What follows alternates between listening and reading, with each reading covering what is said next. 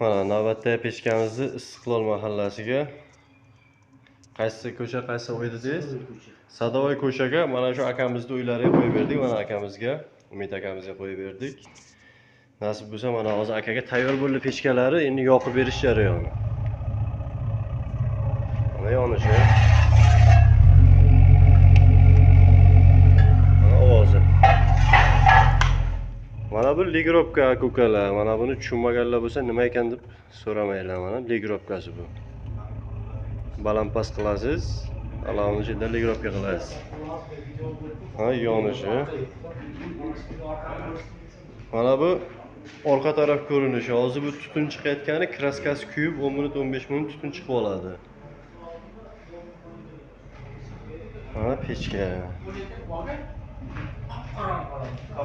Kimga shunaqa xizmatlar kerak bo'lsa, pastda nomer qoldiramiz, bemalol murojaat qilaverasizlar. Hozir polnista kraskalar bir sizlar tutab kuyib oladi. Xizmatlar bo'lsa murojaat qilsalaring, mana ustoman, o'zim olib borib o'rnatib beraman. Dastavkalarimiz Samarqand bo'ylab bepul.